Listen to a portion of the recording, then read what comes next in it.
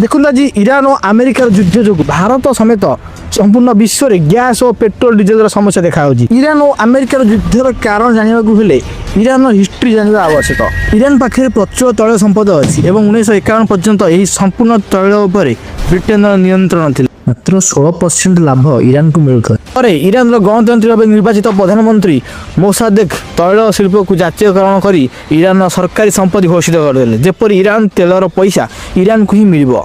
यह ब्रिटेन गोटे बड़ झटका देता। एथिरे नाराज होई ब्रिटेन और अमेरिका मिसी ऑपरेशन एजाक्स लॉन्च कले और ईरान सरकार को भांगी देले। से माने ईरान गादी रे शाह मोहम्मद रेजा पहलवी को बसाइले जे कि अमेरिका इशारे नाचुतवा जड़े कंठे थे। यह द्वारा अमेरिका को ईरान 40% तेल उपर नियंत्रण मिलगला। शाह मोहम्मद ईरान 26 वर्ष शासन कले।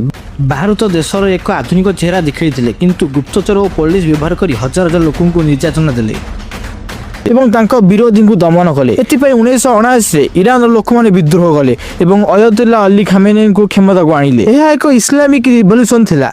से पुणी थे अमेरिका और ब्रिटेन ठारू तेलर अधिकार छड़ाई नेले किंतु अयतुल्ला आसिया पर ईरान को स्वाधीनता नुहे बरम थियोक्रेसी बा जहा कि आपण धर्मतंत्र मिलला। कट्टर इस्लामिक शरिया लॉ लागू करी महिला मानक अधिकार को शेष कर दिया गला एवं राजनीतिक विरोधी मान को मृत्युदंड दिया गला।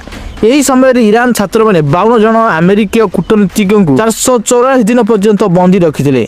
अमेरिका पाई यह एक बड़ अपमान थिला। तेणु 1980 रे जेतोले इराक सदाम हुसैन ईरान उपर आक्रमण करले अमेरिका तांको अस्त्र शस्त्र एवं गुप्तचर तथ्य दे साहाय्य कला। एही युद्ध रे लक्ष लक्ष ईरानी प्राण हरैले। एहा परे ईरान मध्य स्थिर कला जे से आहुरी शक्तिशाली हबो। से हिजबुल्ला और हमास भली संगठन को पांठी दबा आरंभ कला एवं निज एटॉमिक न्यूक्लियर प्रोग्राम स्टार्ट कला।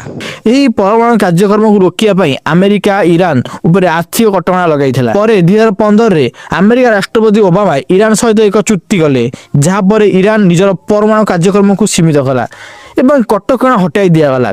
किंतु परे ट्रम्प आसिले एही चुक्ति को सबुठारु खराब चुक्ति कही बातिल कर से निजर द्वितीय कार्यकाल में नुआ चुक्ति पाई आलोचना करियो लागिले। निकट जेतबेले ट्रम्प को लागला जे आलोचना तांको सपक्ष रे जाउने एवं मध्य प्राच्य रे ईरान शक्ति दिनु दिन वृद्धि पाउजी जहा पाई अमेरिका मध्य प्राच्य रे निज नियंत्रण हरैबो एवं 28 फरवरी 2026 रे अमेरिका और इस्राएल मिलित होई ईरान उपर आक्रमण करने।